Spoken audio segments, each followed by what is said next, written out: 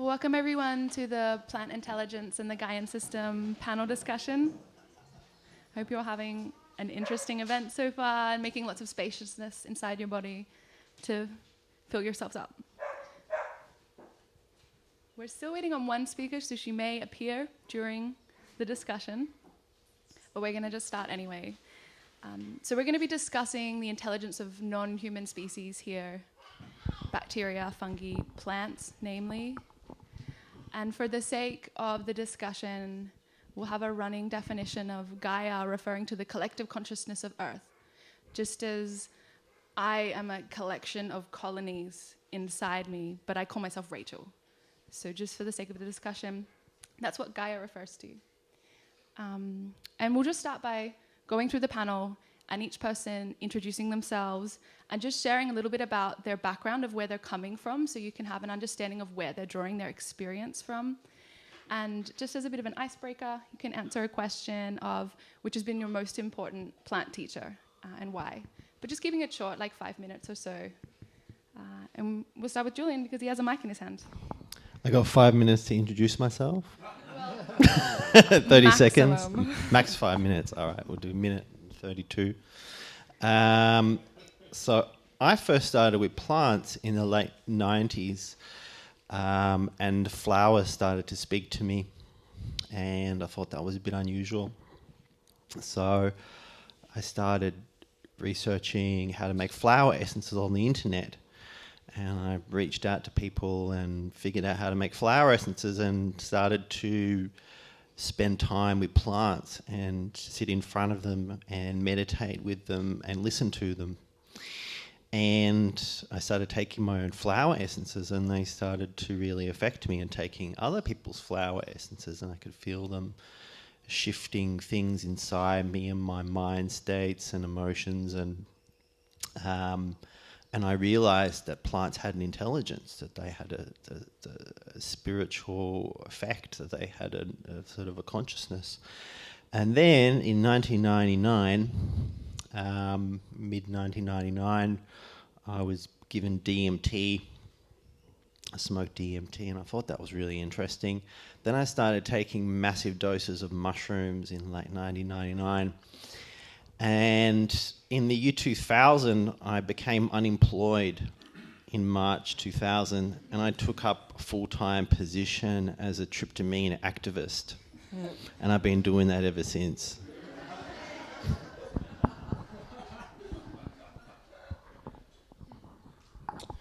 Hi, I'm Tim.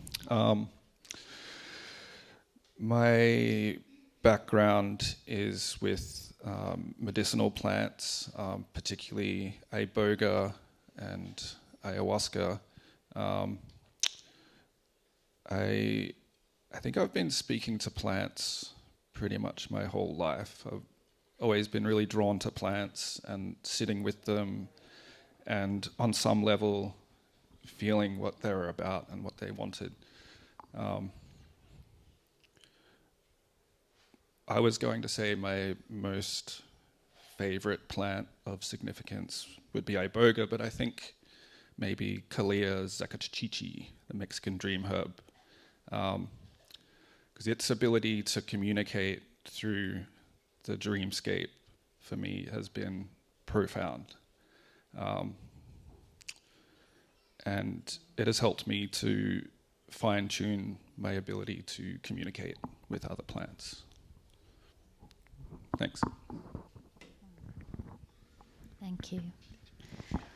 I'm Leela, and I feel like medicinal plants or plants in general have been sneaking up on me since a very young age.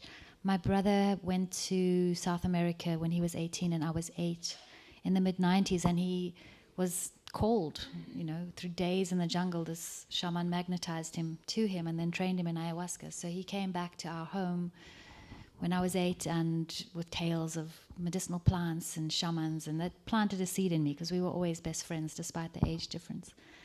And then 10 years later, I landed up going to South America myself as an exchange student, not thinking about pursuing anything at all. And halfway through, I found the exchange quite boring and limiting, so I found myself hitchhiking up the Pan American. And again, in retrospect, I can see the plants were magnetizing me to them. And I got trained by some beautiful shamans. I was very lucky because it was the mid-90s before it was really fashionable. So amazing shaman, but tiny group of us and real distilled knowledge. And as soon as I came back to Africa, South Africa from there, which is where I'm from, I started meeting medicinal healers there called Sangoma, traditional healers, who would tell me I needed to train, but I just stubbornly said no for about 12 years to that, until the pressure was too much, because you have a calling sickness that adds a pressure. A calling to train translates into some kind of unwellness so that you're forced to seek a healer. So eventually I found the right person who trained me up and learned all the different kinds of use of plant allies to support an awakening and blossoming of consciousness, which I'll talk about throughout the weekend. My plant teacher, the most potent one of late, I would have to say, is Mapacho, because he is so widespread, because largely he teaches about conduct. He's like the gatekeeper that accompanies while meeting all other plants. He showed me that he works like a dendrite between plants and kingdoms, different species, so that he's the communicator and the gatekeeper and the courage giver while you're engaging all other plants. So I'd have to say that's my primary teacher at the moment. Thank you. My name's Steve, and I encountered plant medicines for the first time in terms of psychoactive plant medicines in 2006, and that was with ayahuasca. And my intention going into that first experience was I wanted to know if they were some kind of a tool that would be useful in my work, which was oriented around personal development and helping people. And my first experience was basically a tutorial where I got told, yep, you can do this and you can do that, and here are some examples. And during that first journey, I actually became a plant, which is very interesting. And I realised why they reach up to the sun, because it feels so damn good. It's really, really nice. So I guess from a plant angle, that's my background. I also have studied Taoist energy, martial and healing arts for a little over 20 years and taught those as well. And I have a background in Western mystery traditions, so about 15 years studying with a Western mystery school. And I'm very interested in human consciousness and how our consciousness makes sense of various layers of reality. And I've studied some research from the 1950s by an American professor of psychology, which goes into great detail around that, and it explains why different people interpret reality different ways, and it explains the filters or frameworks or even coding that we have to allow us to interpret reality in various ways depending on our life conditions. So I think that's probably quite relevant to this discussion.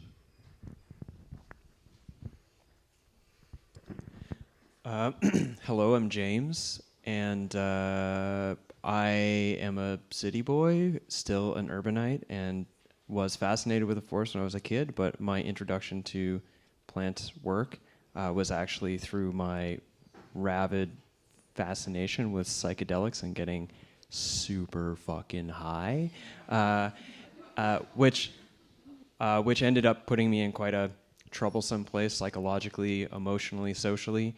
And then having followed mostly psilocybin mushrooms to try to recover from, it's strange that I decided to take more drugs to recover from all the damage I had done from taking too many drugs. But in that journey, I learned a lot about the power and the potential of specifically psilocybin as an ally in my life, conducting myself in ongoingly still a very urban world or an urban lifestyle. And that also opened me up to a greater interest in all sorts of plant teachers and herbalism. But for myself, I come much more from a standpoint of not so much into herbalism in the herbal world as I am about what my relationship with these different psychedelic plants or the mushrooms, I'm wearing a celebratory mushroom t-shirt today, can teach me about how to show up in the world that I live in, which is a very urban world, and how to be not a better person, but how to best wield my capacity as someone of consequence, like each of us are someone of consequence, and to best understand that and to consciously align myself with that. So, thank you. So I'll just open the panel and anyone can answer these questions rather than making them so direct. if you can have a plant ally, it's a term that gets thrown around, a herbal ally, can you have a plant enemy? Yes. So this research that I've studied about human consciousness and how we adapt to our life conditions, one of the scale of sort of different ways that we interpret reality runs on a line of complexity from relatively simple to relatively complex. And on the simple end of the scale, we have animism, where we interpret reality as everything having a spirit. So the plant has a spirit, the river has a spirit, the mountain has a spirit. And then the next shift from that towards greater complexity is where all of those spirits become combative. And in the earlier one, which is typical tribal existence, it's more about fitting with customs and taboos. So there'll be things that you don't do with certain plants, right? And there'll be things that you do because that's the custom. And then that shifts into a combative zone. And in that zone, typically, if you look historically, people, they're busting out of their tribal boundaries, they're conquering the tribe next door and taking their resources and those sorts of things. And in that set of life conditions, then everything is combat, including your relationship with nature. Yeah. So I think it's as well based on the relationship. It's not that a plant will befriend you or a plant will attack you unless your will invites it. So I see the whole Gaian system as one stream of consciousness, and humans are the one are primarily working with will in this particular pointed way. So a plant spirit could attack someone else if directed by a magical practitioner, but I haven't found in my own experience that they would do that of their own accord. They respond to will. And when I'm working one-on-one with people, I'll often find many generations ago or lifetimes ago, someone, often from the Middle Ages when everyone was freaking out and burning witches, would have put a spell or a plant spirit on someone. And when I go to release it, they're very willing. They're just waiting for that re-instruction. So it's like humans hold the instructive capacity. So in engaging a plant beautifully, it's going to engage you beautifully back. In abusing a plant, it's going to mirror that. But I don't think of their own volition they would become an enemy. I think a friend said years ago that powerful plants have powerful allies. And I think in terms of the Australian acacias, it's been noticed that, if people abuse them or don't treat them with respect, it does appear that it doesn't appear to be a direct attack or vendetta or grudge that the plants sort of have against people, but it's sort of as if their powerful allies behind the scenes really pull some strings to bring people back into an alignment or a respect. So that's something many people have observed, I'd say. Oh, you got your own. I'm on board with this idea that very much the human relationship, like how we engage those relationships, will determine the sort of quality of engagement, the quality of response between, say, me and the plant. And when I think about this idea of ally and enemy, both of which are really personifying the plant intelligence in a way that I think is functional, but I'm not entirely sure is accurate. Because as much as I believe that the plants have an agency, I doubt that they have an agency something akin to how humans orient and operate themselves in the world. And to say that a plant could be your enemy is really putting very human terms on something that's a very non-human thing. So it's strange because I could also say, yes, I could have a plant ally, but I think that I choose to allow that plant to be an ally by the quality of my engagement, not necessarily that it's waiting around with its own, I'm just ready to be somebody's ally, hey, that one, I'll be that one's ally. So it is very much according to the relationship, and I'm very conscious of not externalizing a lot of human cognicentric agency over plant behavior or the manifestation of plants in our engagement with them as humans. So it seems appropriate to ask, do plants have egos in the individual sense, like you or I? Or do they have generalized personalities on the species level, or neither? Or something else entirely? What was that question again? So do plants have egos in the individual sense, or do they have personalities in the species level, or is it something else entirely? One way I'd see it is that each plant has an individual personality, and then you've got the overall diva of that species. So that has an overall personality too, and sometimes you can get taken into their domain, and there's whole there's an ecology of beingness there. There's it might be a family or like a realm of beingness. So I think that the diva is not necessarily. It's more, you could perceive it more as a network, but also it can just appear. You can just appear to communicate with that diva as a personality, and the diva can be.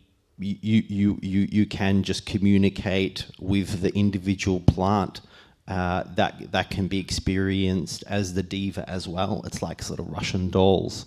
They're sort of within each other. So, yeah, I think it's. I don't think there's any one answer to that at all. I think as human beings, we don't understand our diva. We don't understand the human oversoul and how that works. How can we begin to understand the plants? Well, we've got 5 people on the panel, so we might get 5 answers to it. Just quickly, I totally agree with what Julian's saying there, but I'd like to add that also just above the individual is what I've experienced as tribes of plants. For example, acacias that live in a particular spot have very much a personality to them that's different to some acacias from another area. So yeah, that's all. Yeah, so agreeing and expanding on what's being said, fundamentally we all come from one source and then we're different expressions of that source. So in the same way, I feel there's only one human and we're a myriad of expressions of this one human. So is any plant, one plant, but a myriad of expressions of that same, I suppose what Julian's calling a diva. And just like we can see in the human system, different nervous systems, depending on the conditions, can be traumatized or super well. So identify themselves as contracted and separate, or recognize themselves as part of the knowing. So a tree might have been burnt and its leaves contracted, just like a human might have gone through trauma. But at the essence, it just depends how deeply we drop down into the essence. It's all one source, expressing in a myriad of expressions. It's fractal. Yeah. I agree with that, and I just add that in the same way that a person can experience another person differently than a third person might experience them. I'm sure the same thing applies to plants. So we are all unique, each one of us, in various ways, and so each one of us is going to have a unique relationship with a particular plant, for example. So I think that just adds another layer of complexity to it. I'm not sure we should use the word personality, though, because they're not persons. So we might call it plantality.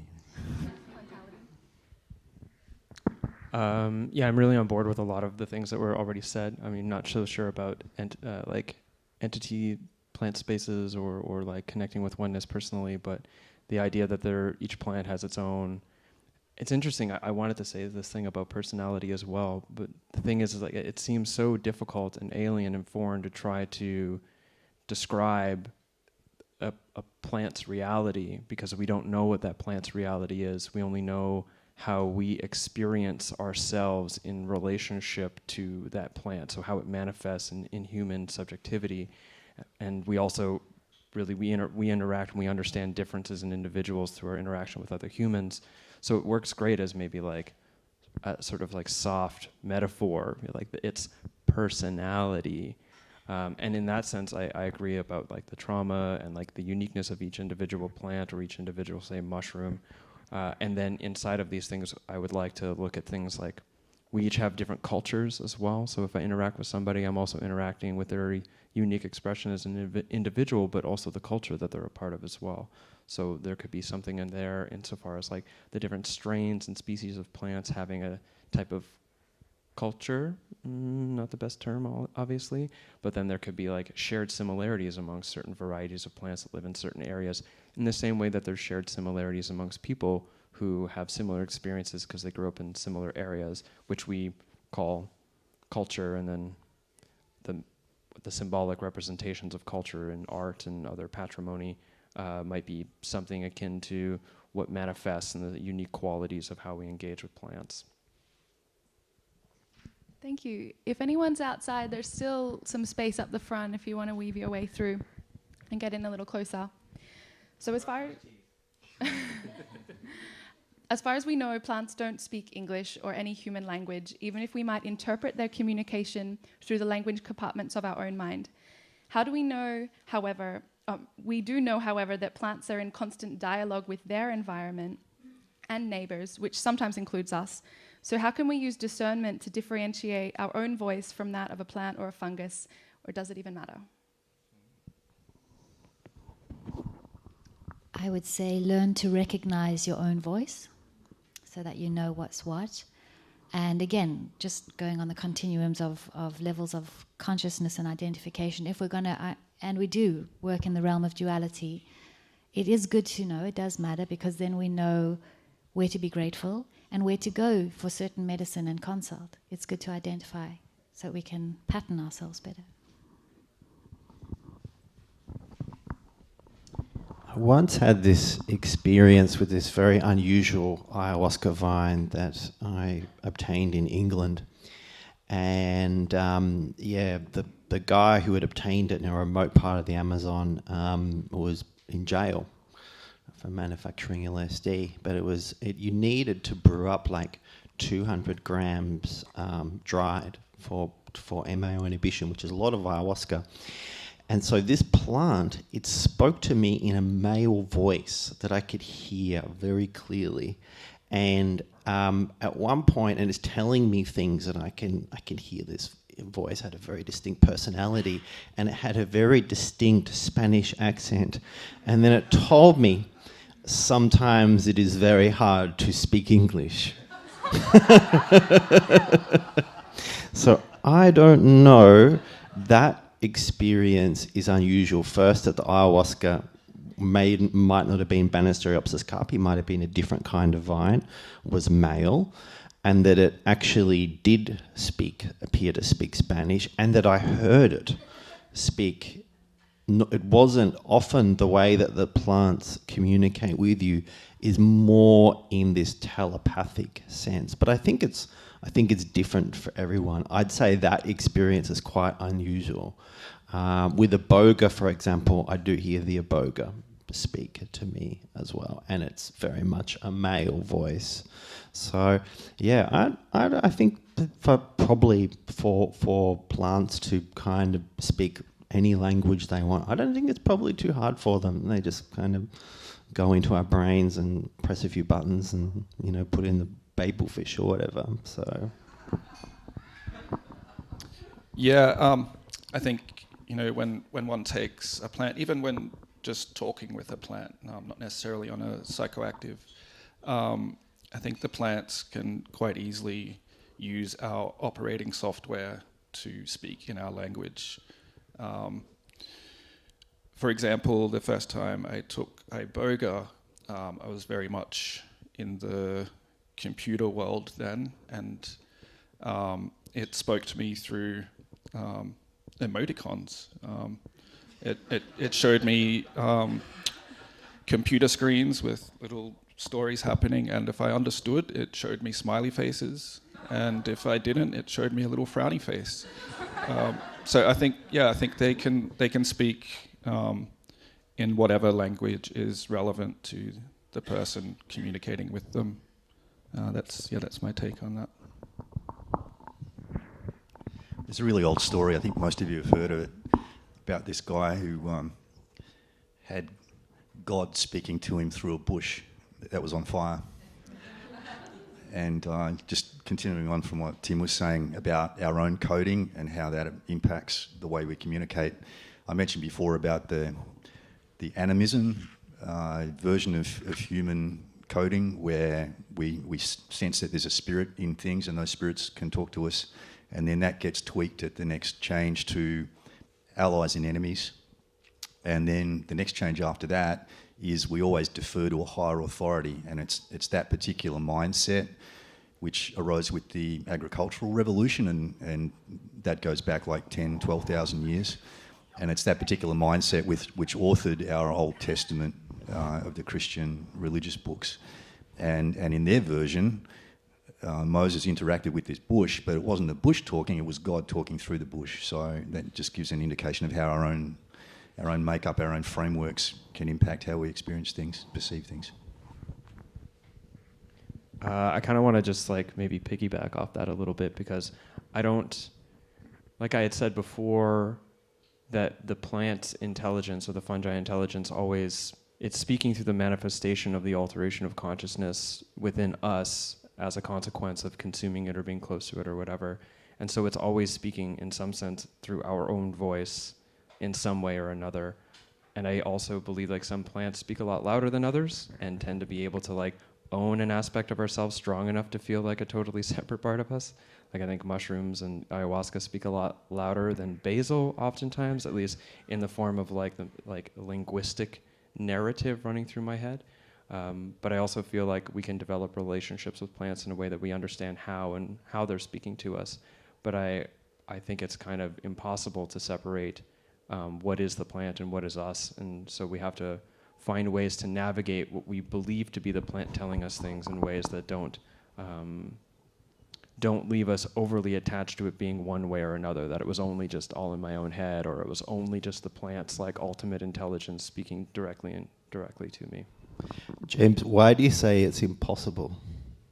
Impossible to know. Differentiate between your own voice and the voice of the plants. Because it's always speaking through the content of your own mind. But how can we know that for sure?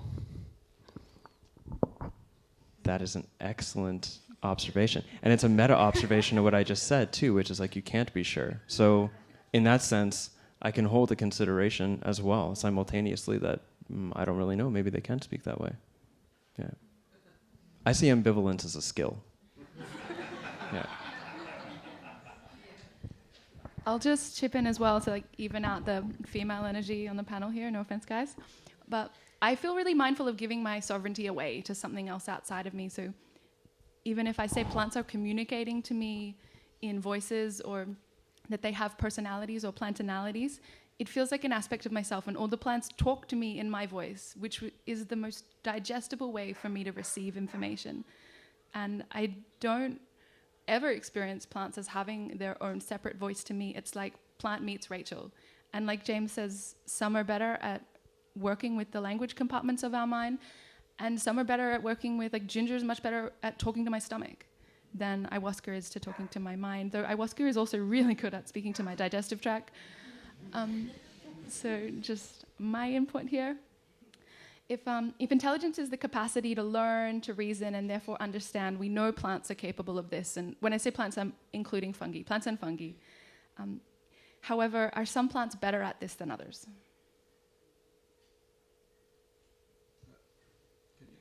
Okay, so if intelligence is the capacity to learn and to reason and therefore understand, we know plants are capable of this. Are some plants better at this than others? I think in terms of human beings, I mean, most of the plants that I know and work with, say ayahuasca admixtures, some plants appear more interested in communicating with us and actually wanting to engage. So I think that's the critical issue. I've actually forgotten the question. Can you repeat it? Essentially, it's about intelligence. Is there a hierarchy of intelligence within the plant world in the way that we sometimes perceive a hierarchy of intelligence within the animal world? I see that there is. in different areas, say when I was making flower essences in Norway, it's a plant known in the West as fireweed, or it's rose bay willow herb. That plant is, for me, definitely the king of Scandinavia, and it appears to have like that dominion and power. What that means, I don't know. They definitely, people say that ayahuasca is the mother of all plants. Like, we don't really get to see the pecking order or how they communicate, because that's not our interaction. But, it's one of these things. I think when you're in that space, there's so many possibilities for things to ask and to get to know. I was saying to James earlier, and when I got your questions, it's almost like you lose your curiosity. You're just like, oh yeah, well that's that, and I guess that's how that works. And it's one of these things. Like, I don't know, but it's also like, does it really matter? It's almost like, that's their business. Anyway, maybe other people can shed insight. I feel like I want to again just go back to this whole idea that we put onto plants these human behaviors, or these human observations of human behaviors, and something that you had said about like this tendency for the history of Judeo-Christian sort of culture over time to manipulate the way we interpret things. I mean, the idea that there's a hierarchy in plants based on, say, its capacity to speak to us in the language that we might understand as linguistically based creatures, is basically to put ourselves, again, at the hierarchy at the top of nature, and everything that's close to us is smarter or less, and which is associated to, in culture, our culture, that the more cognitively intelligent you are, the more intelligent you are, rather than recognizing the diversity of different expressions of intelligence within the human being. And also just putting this sort of, again, adversarial, like who's better, who's less, who's more capable, who's not, on the plant world, which might be a reasonable observation from certain angles of considering what the goal set is, but chances are the plants don't interact like that. Chances are that it is like the forest, one big dynamic moving system that is caring mostly about the equilibrium of that system over time, rather than who's better, who's best at talking to the monkeys. Yeah. Much more spectrum of intelligence that's specified for certain tasks quite diversely, rather than a hierarchy of intelligence. Yeah, exactly. So if we look at human intelligence, what we know from research is that it's very much driven by our life conditions and the challenges that we face in our life conditions. And so for a particular set of life conditions, our adaptation will focus on solving those challenges. And I'm pretty sure the same thing applies in the plant world, because some plants are really good at growing in the rainforest, and some plants are really good at growing in the desert. And if you tried to swap them around, then if it was an intelligence scale, you'd be saying, wow, this plant's really dumb. It can grow in the desert, but it can't grow in the rainforest. It doesn't quite fit. So I think it's very much what you're saying. It's about adapting to your very, very specific and unique life conditions. And, if you took a plant from a different set of life conditions and put it next to that plant, you can't really say one's smarter than the other. It's that this particular plant, its intelligence has adapted for these particular conditions. Welcome, Monica, to the panel. And perhaps you have anything to say about this, or what we're talking about is, like, if intelligence is the capacity to learn and reason and therefore understand, are some plants better at this than other plants? Well, first of all, apologies. I was chatting. I don't even have a proper excuse. I was just in a very beautiful, very deep in a beautiful conversation, and I lost my intelligence of knowing what time it is and where I'm supposed to be, which is, I guess, a good thing. And I'm probably going to repeat what has been already shared and that I missed. But, the problem is the word. It's like intelligence comes from, like, the actual root of the word. The epistemology of the word is about choose between, interleger, choosing between. So choosing between anything that is here chooses between things, between situation, and that's part of the adaptation that you're talking about. So there is no a better or a worse choice, because everything is making the choice that it can make. So whatever the environment affords you, or a plant, or anything, to make a choice, that's what you can do. And so you do the best with what you have.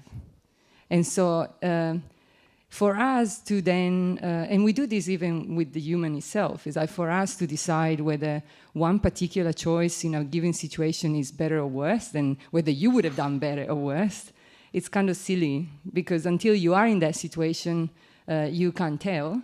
And when you are in that situation, you often just try to make the best that you can with what you have, which is what everyone else is doing. But it seems always very easy to judge, the intelligent response of someone else's, whatever the someone else's is in whatever form, than your own. Your own is always the intelligent response, right? And then everyone else they could have done better. It's like, well, as we know, until you walk in those shoes or roots or feet, whatever you are, you don't know. So, yeah, but probably this has been said, I suspect. Not quite like you, though. Okay. The reason why I'm asking this is because there's a running idea that nature and that plants and fungi and microbes, they aren't intelligent, as in they're not aware, they're not perceptive of their environment. And with it comes this dialogue that therefore we don't need to consider them, whether they have intelligence or feelings or not, that they're not relevant. And interacting with nature as an intelligent, for lack of a better word, more like the opposite of stupid, an individuated expression of life, it not only seems relevant to our existence, but it feels supportive in comparison to living in a stupid or ignorant expression of life. So why do we feel as a collective so threatened by the intelligent nature of nature? I was just going to ask, how many people have seen that very old video clip of an experiment in a Russian laboratory where they cut one of the plants? Yeah, a few. So for those who haven't, this was, I think it's from the 1950s, where they had a bunch of pot plants in a lab, all these guys in white coats, and they got some students to come into the room and walk past the plants, and one of those students, they gave a pair of scissors and asked them to cut one of the plants. And the plants were connected to some sort of electrical sensors, so that if there was any change in the electrical condition of the plant, it would make a noise. And the plant that got cut, the little buzzer went crazy that it was having some reaction. And so then they repeated the experiment, and when the people who just walked past the plant peacefully came back into the lab, there was no reaction from the plant. But as soon as the person who had the scissors came in, the particular plant, and went crazy, like it recognised that person's energy when they entered the room before they even came near it. So there's something going on there. It's really bizarre, but I feel like I need to be the scientist this time. We really need to be, I feel I need to give this warning that as a scientist embedded in the academic system, I know the faults, and I'm the first one to try to dismantle those walls with my own work, and believe me, it's not easy. But we should also know, and it connects actually with your question.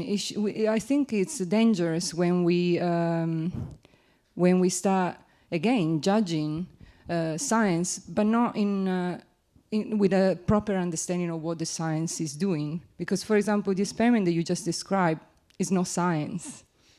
Science has got a particular method, and so when we talk about science, we should really be informed so that we can really make a proper discourse and build a proper conversation. Because I guess the aim is not to just say, I'm right, you're wrong, or the other way around, but is to open the conversation. So science has done that as a good ally of the colonialist approach to indigenous knowledge and folklore and other way of knowing and being in the world. So I think this is an opportunity not to just say like, oh, and you're the bad guy, but instead of like, oh, you're missing something. And how about we apply your beautiful method, and how about we get to talk, so that maybe you can use your beautiful method to learn even more and help me learn more, instead of making it yet again another antagonistic thing, because in that moment you're just recreating exactly the same that science has done to, indigenous knowledge, for example, or any other alternative ways of knowing. And sorry. That's okay. It was certainly science, according to the Russians who were doing it, even though you might not agree. But I just wanted to, I've been giving a description of different frameworks of human consciousness and how we interpret reality differently depending upon a scale of complexity, and that shows up in the history of humanity from less complex ways of living to more complex ways, and you've just fed beautifully into that. Thank you. So I've been talking about animism, and then the combative nature, and then this deference to a higher authority where everything comes from God. And then the next one on from that is the scientific industrial mindset, which is absolutely materialistic and just discards anything that doesn't show up on a gauge, basically. And so, as you've just pointed out, it locks out a whole bunch of possibilities. And I guess our challenge at this point in history is to work out what's next. And how do we take the good things from science and maybe put some of the things back that it kind of walled out to give us, a better, more complex and new understanding of these things? That framework is from, I suspect, is Ken Gilbert. No.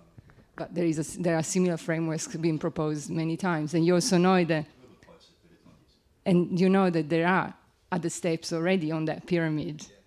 My problem is actually that we are talking about a pyramid still, This is not a pyramid, not the model that I'm talking about. If there is this progression from lower to more, so if there is a lesser and better, then there is an hierarchy. And that's where it's just a word of caution that hierarchies always end up pretty much in the same place.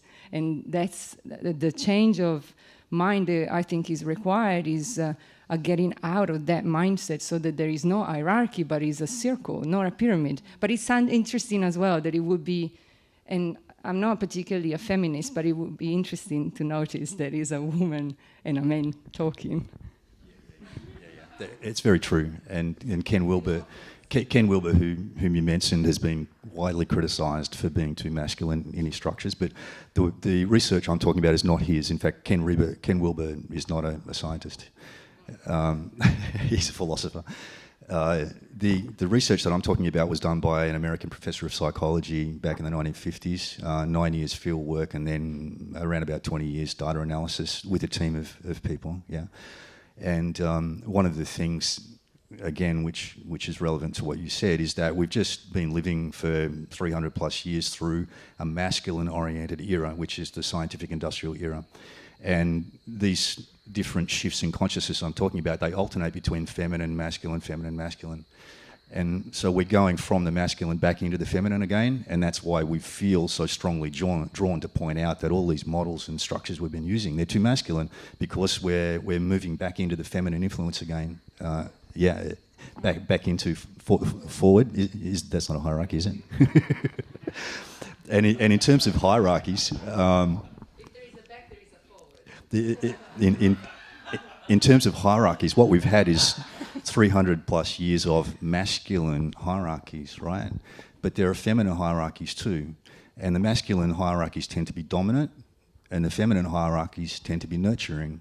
And because we live in a fractal world where things are smaller models of bigger things, and the most obvious feminine example of that is a mother and child, right? There you've got a hierarchy right there, but it's a nurturing hierarchy, not a dominant hierarchy. And so it's really a bit of a one-sided discussion that I'm seeing around the masculine hierarchy thing and wanting to stamp that out, and that's absolutely on track and exactly what we need to be doing, not stamping it out, but just moving away from its dominance and starting to include the nurturing hierarchies again at this time in history. So just to anchor back into the space, we're talking about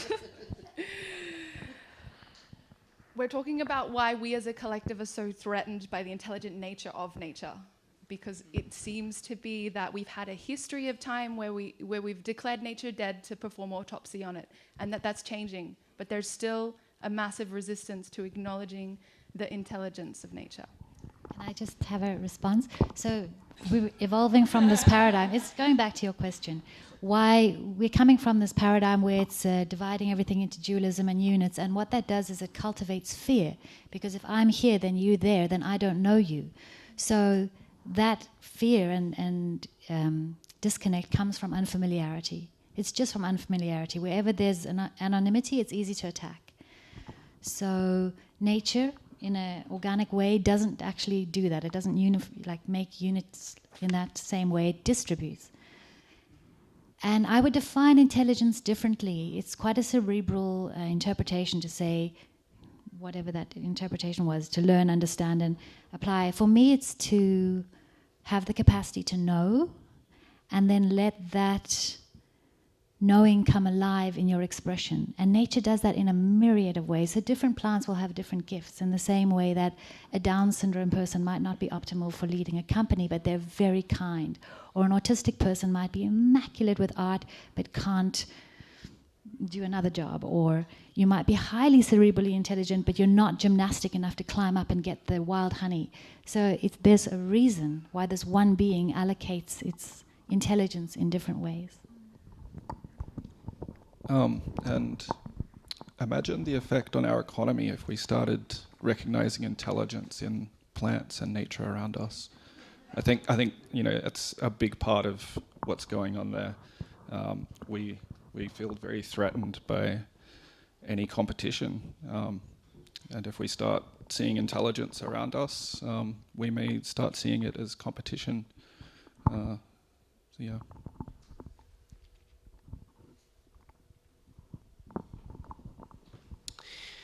Yeah, I think it's one of these things in terms of the intelligence of plants. Western science, I would say, is rather unexplorative and conservative when it comes to unknown quantities, and especially Russian science. They're more willing to go out on a limb and say, well, let's explore something that's a little bit more on the outer perimeter of possibility and see what happens. And I think in terms of intelligence of plants at this stage of humanity's evolution, most of us can only have that individual relationship and communication with a plant. There's not yet the Babel fish for the plant that we can all listen to and hear together exactly what the plant says. It's just simply a matter of individual interpretation. But I think that we've got to keep in mind that the subjective realm could at one point be objective, or perhaps there's a framework where we all develop the ability to listen to plants enough that we all hear the same message.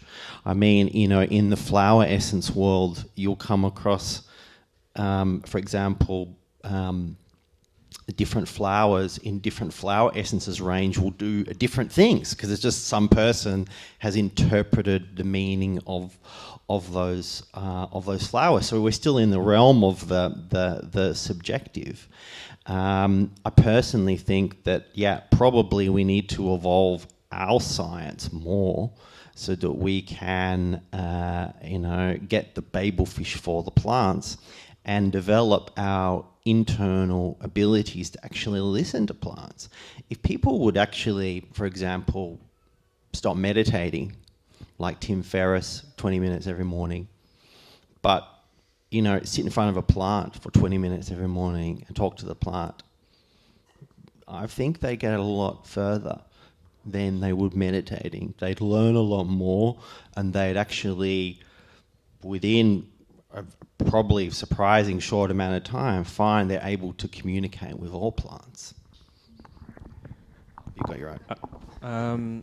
I feel like there's been a lot of good observations made about science, I guess, in this moment, but also science is our reservoir of understanding according to a particular way of engaging information, and that we shouldn't forget that science is actually a method, it's a framework, it's a conceptual tool, and that the industrial, Cartesian, colonialist paradigm that has pushed and utilized science to gather a specific collection or reservoir of information doesn't reflect science as a framework necessarily, and that it's science science isn't the problem. It's how we've been wielding it is not necessarily opening us up to a fuller understanding of the world, because there's a lot of closed-mindedness into what can or should be considered reasonable questions to ask.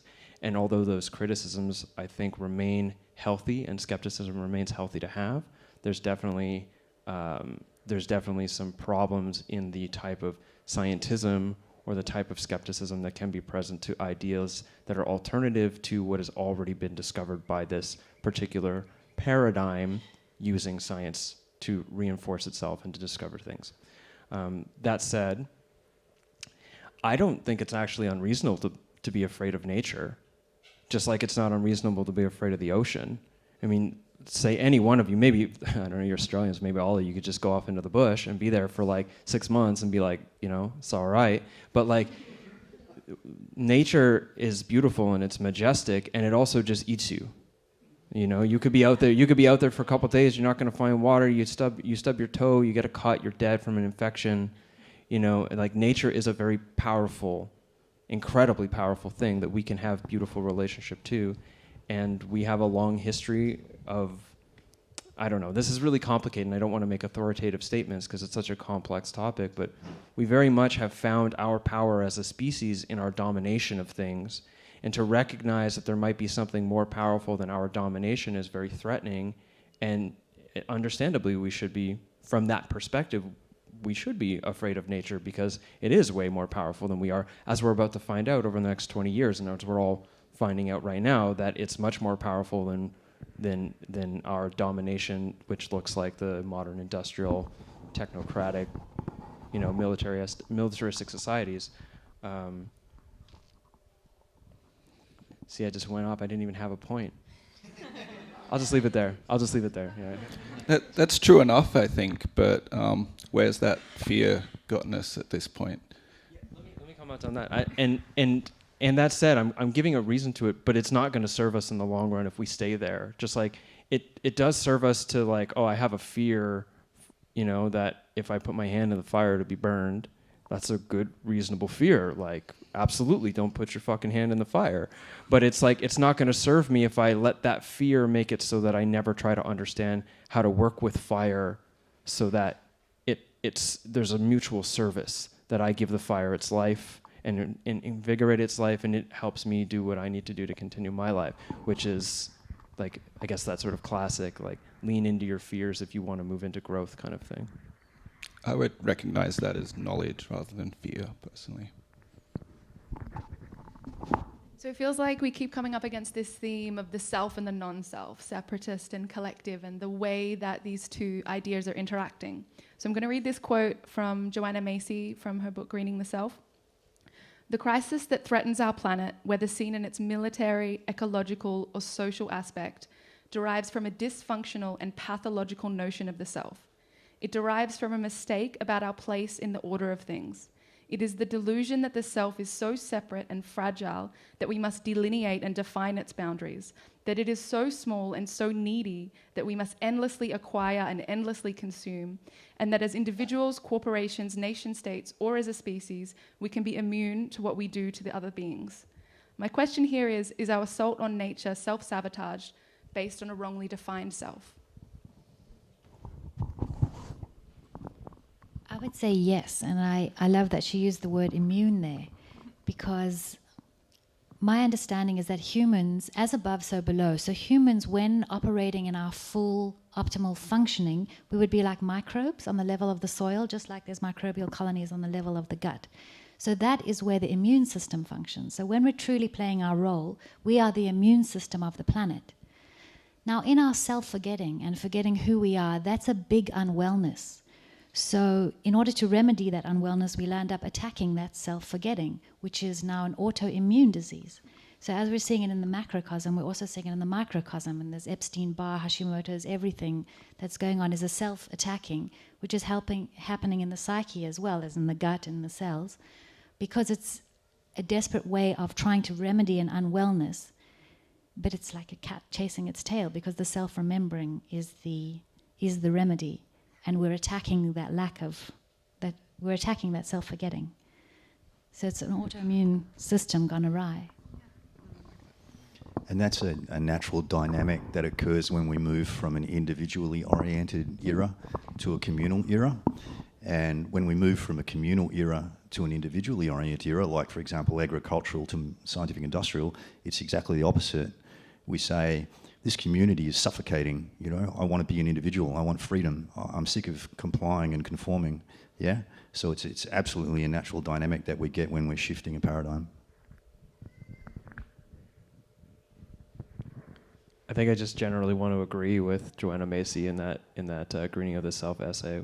It's a very interesting way of considering things, and how much fragility there is in being a singular thing, and that we are representing that on mass cultural levels in our extreme reactions to, say, nationalism, populism, tribalism, what have you, and that getting a larger, more complex understanding of how the I is not without the we would be beneficial on not just the human scale, but on the non-human scale as well.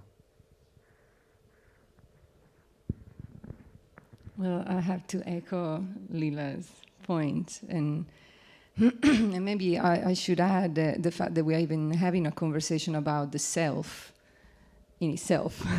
It's the issue. It's like it's almost like if we are talking about the self, then we are actually talking about the other already, by implying that there is another that is not the self.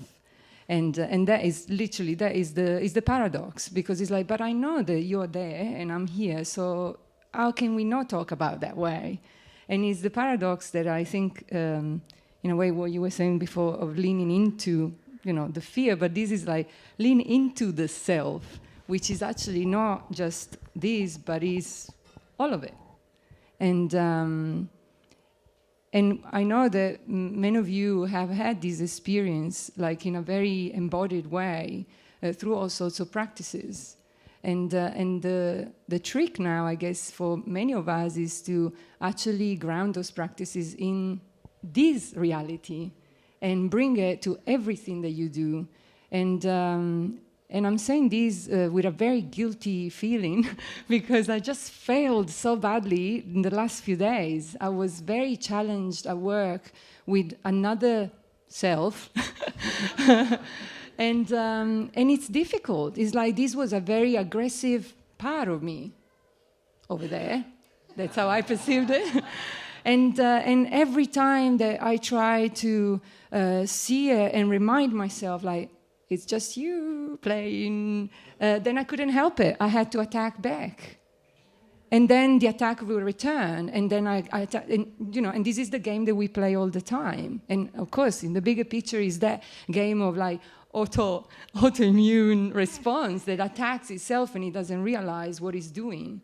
And eventually, you know, yes, the exchange escalated, and then it kind of like tapered off into this place where all I was left with was a sense of sadness for not recognizing myself.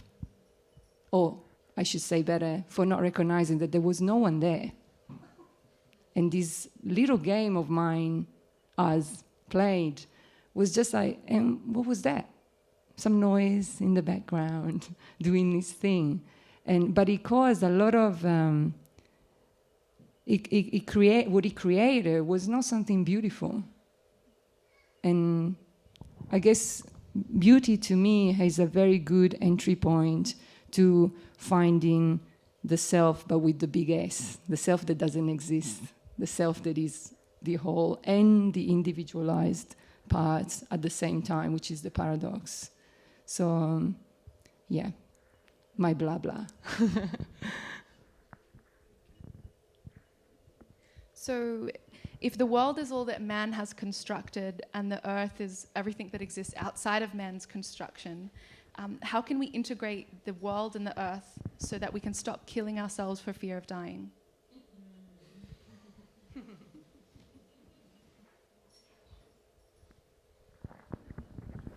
by changing our framework for making sense of reality and shifting to a more complete framework. And thankfully, that's an automatic process which is already underway, which is why we're here. I think the plants actually have an ability to bring us back into alignment with our own alignment, because I see them just like tuning forks that innately give us the ability to come back into our own innate alignment and balance, because clearly we're out of balance and causing all this suffering and issues that are quite apparent. And so yeah, I do think that this connection to the intelligence of plants and appreciation and respect for what they can do will lead to actually appropriating them more intelligently and with more in a way that allows that balancing and that healing to occur more effectively ultimately. I think it comes back to self-remembering again, and that we have all these allies, like you beautifully said, that help us tune in back to remembering who we are, but especially to regard this world and earth, bad and good, naughty corporates, naughty politicians, good hippies, with compassion. Because that is us as well. That's a panicky grasp for help. It's a panicky grasp for survival. And unless we treat it with compassion and see it as ourselves grasping, or ourselves as the earth in this adolescence experimentation, we're not actually going to come to remedy and healing until we stop with the best meaning going, they over there, those politicians, they don't know that it's all one. If we truly know that it's all one, who's they? So we need to engage those most unengageable parts with compassion, and then it can truly be received as one. I actually, I really agree with the compassion piece and learning from the plants and shifting frameworks, and I think that there's a lot of opportunity to engage this crisis in that way, and also at the same time, I think it's important for us to recognize that we really have no idea whatsoever how to deal with what we're currently dealing with and what we're going towards, or if anything that we do, regardless of how good it seems and how much we agree on the stage, is even going to make a lick of difference to what might be the inevitable destruction of all life as we know it on this planet, and whether or not our role is to try to stop what's happening, or maybe our role is actually to be in service of death. Like none of us we don't really know that. And I think it's important that we're careful that we don't think that we're all here. I'm going to learn about plants, and I'm going to have like a mystical awakening, and I'm going to develop my compassion, and then we're going to save the planet. Like we don't actually know, and I think we have to keep that in mind, because if we don't, I think we're much more likely to create actions that have every action has unintended consequences, and if we forget that we don't actually know what we're doing a lot of the time, or we don't know how to face what we're doing, I think we'll create unintended consequences that will not actually serve us in the long run. Thank you.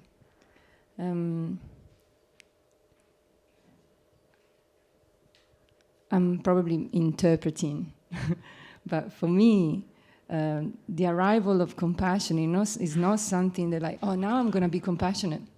Now I'm going to be good. I'm going to see you. It's a development. It's a way of being. It's not something that you do. It's not a doing. It's an undoing.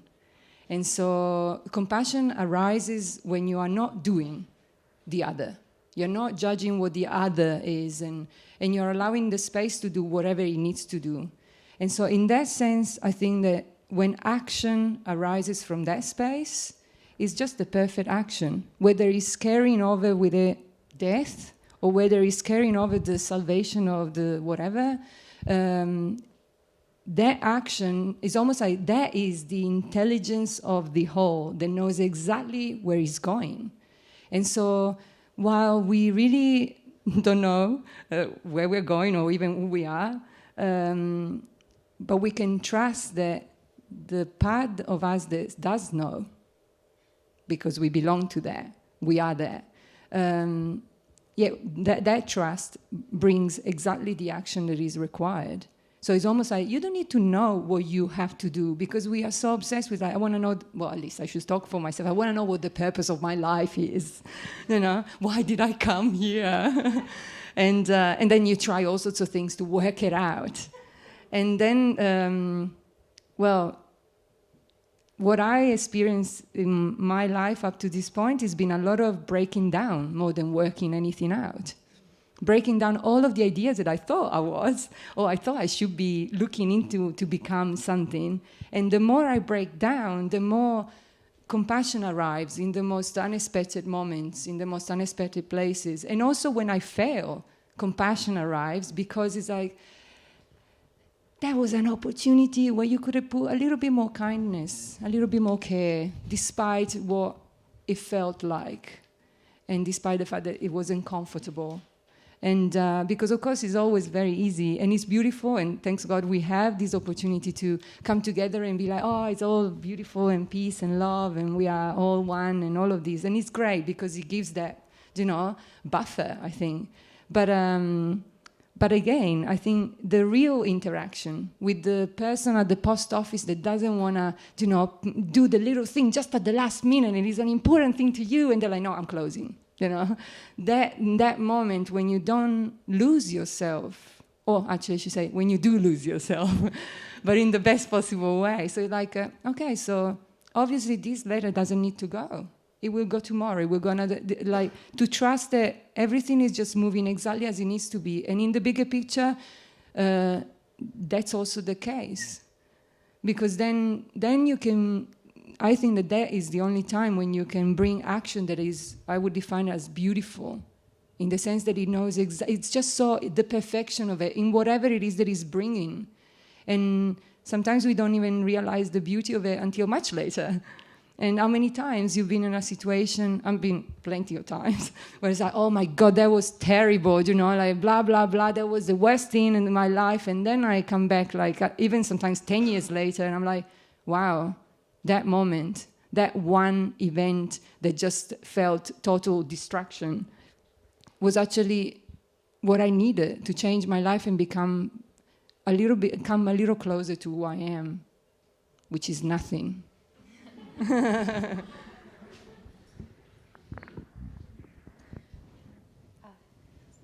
just wanted to echo how important it is what you just said of remaining in that honesty of not knowing. We actually don't know what's going to happen.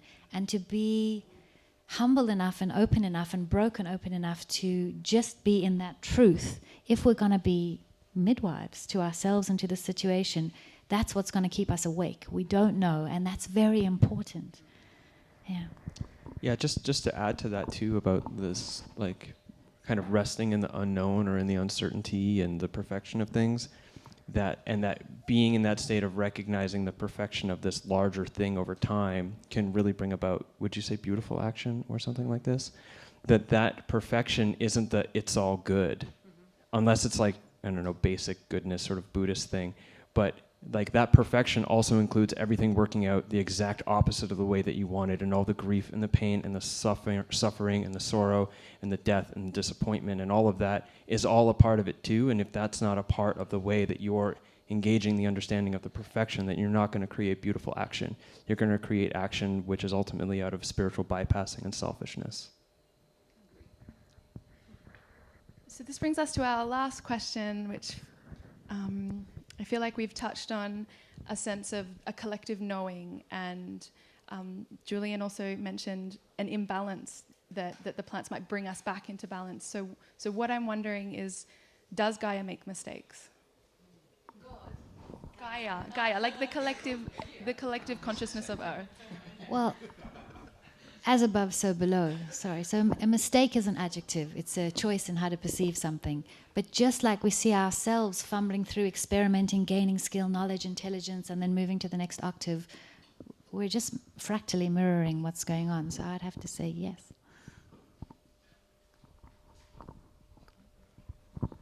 I would agree with that, and at the same time, no, because it's all on track, and life is unfolding as it should be. So even our mistakes are a journey forward, and likewise with the planet and the cosmos in general.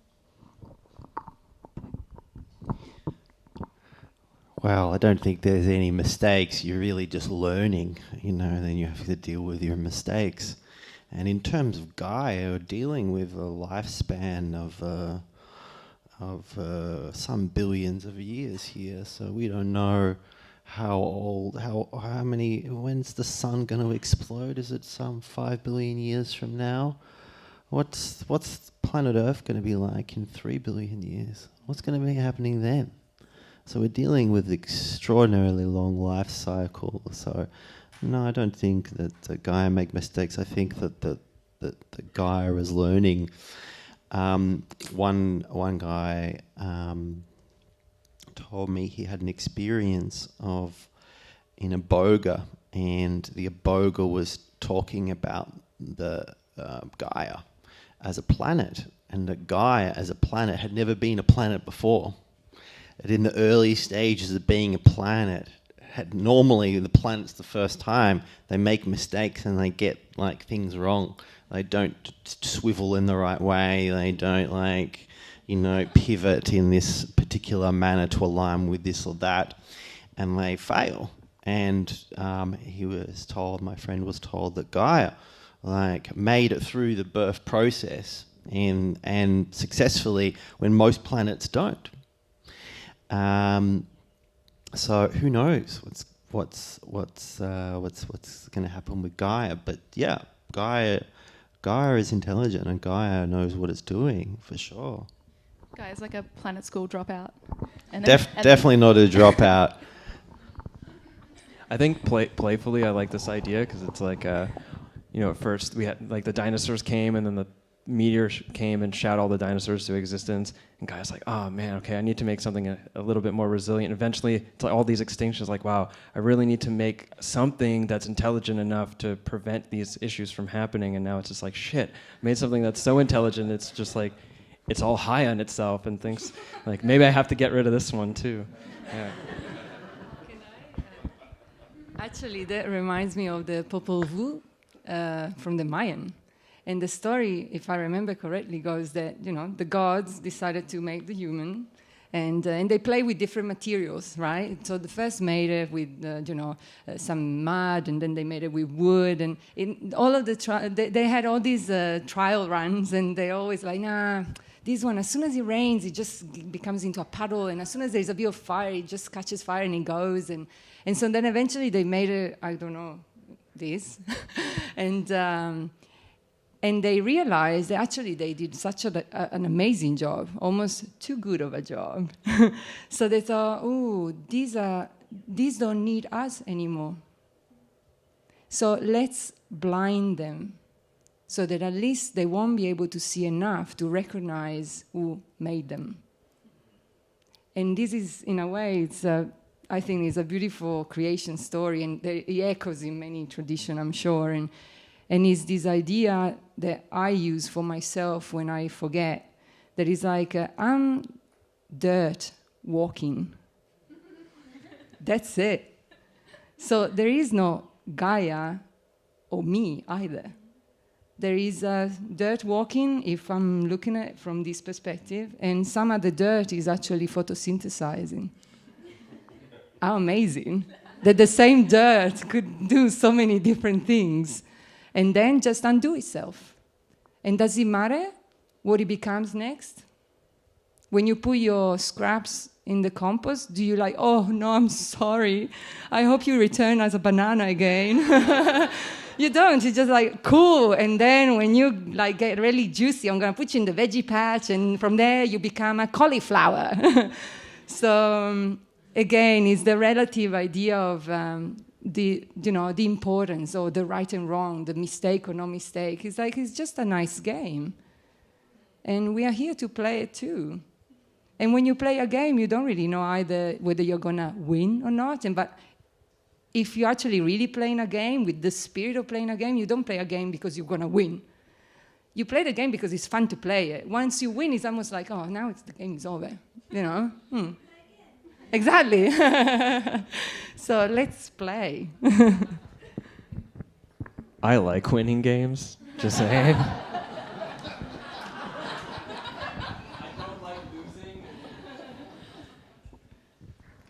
I think the idea of a mistake is a perspective, and if you break the word up, it's a mistake. You know, your take on what's happening turned out to be different than what you first thought it was. And out of that will come a new take. So every mistake gives birth to a new take, and that seems to be our process of growing, expanding, remembering who we really are, is a continual series of one take, which we thought is right, and then after a while we find out that, hang on, no, that wasn't quite right, it was a mistake. My new take is this, and we grow through those. So I guess Gaia's doing the same thing, because she said, as above, so below, and I think that's right. Well, thank you all for your takes. Thank you for being part of this panel and everyone coming along.